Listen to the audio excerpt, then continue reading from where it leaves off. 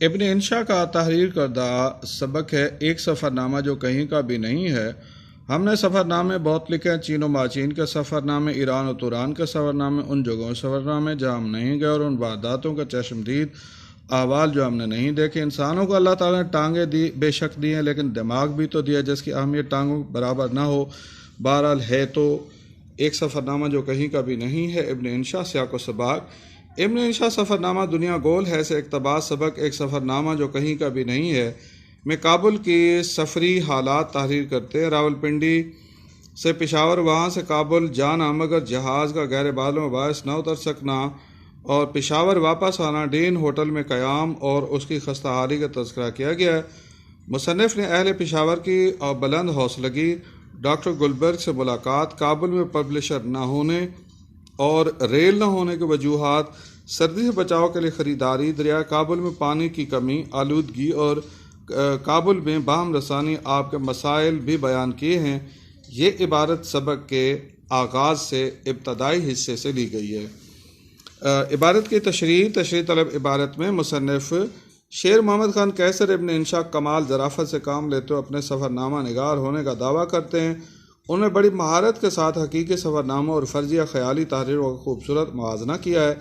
غیر حقیقی تحریروں کے لکھاریوں پر ہونے والے اعتراض اور اس اعتراض کا ان کی زبانی جواب بھی پیش کیا گیا ہے۔ مصنف نے اپنی قوت تحریر کا بھرپور استعمال کیا ہے۔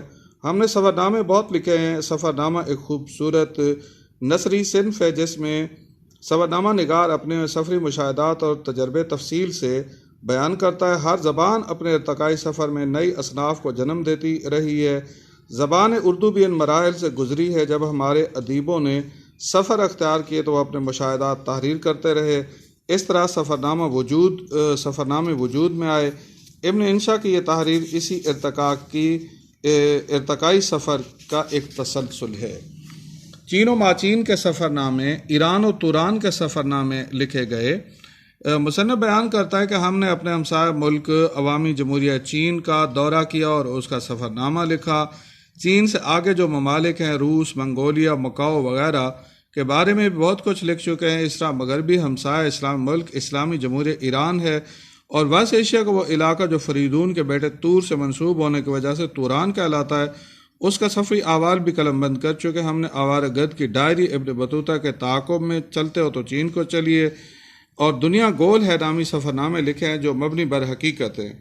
مصنف رقم تراز ہیں کہ ہم نے ان مقامات کے سفر نامے بھی لکھے جہاں ہم نہیں گئے۔ ہم نے ان وارداتوں کا چشمدید احوال بھی لکھا جو ہم نے نہیں دیکھی۔ اردو سفر نامے حقیقی بھی ہیں اور فرضیہ خیالی بھی، نیز حقیقت کے ساتھ ساتھ مبالغہ آرائی کی آمیزش والے بھی ہیں۔ مثلا سفر نامہ نگار کی عمر 60 برس ہے اور وہ لکھتے ہیں کہ فلاں یورپی ملک میں ریل کا سفر کرتے ہوئے جوان دوشیزہ مجھ پر عاشق ہوگی۔ اس طرح جھوٹ، مبالغہ، رنگ آمیزی نے سفر نامے کی صنف کو خراب کیا۔ یہی وجہ ہے کہ یہ ادبی نثری صنف زیادہ عرصے تک سماج میں مقبول نہ رہی۔ انسانوں کو اللہ تعالیٰ نے ٹانگیں بے شک دی ہیں، لیکن دماغ بھی تو دیا جس کی اہمیت ٹانگوں برابر نہ ہو۔ بہرحال ہے تو جب کسی سفر نامہ نگار کی تحریر نقد و نظر سے گزرتی ہے تو اعتراض وارد ہوتا ہے کہ فلاں باتیں حقیقت سے تعلق نہیں رکھتی۔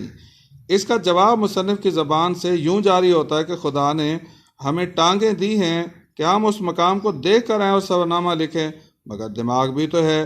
وہ کہتے ہیں یہیں بیٹھے بٹھائے سفر نامہ لکھ لیں تو پاسپورٹ بنوانے، ویزا لینے، سفر کی کیا ضرورت ہے۔ ابن انشا کا دعویٰ ہے کہ میری تحریریں ان نقائص سے پاک ہیں، مبنی بر حقیقت ہیں، ان میں نہ کوئی مبالغہ آمیزی ہے نہ ان میں جھوٹ کی آمیزش ہے۔ یہ انتہائی عمدہ اور اعلیٰ تحریریں ہیں کہ جن سے پڑھنے والا بہت سے معلومات حاصل کر سکتا ہے۔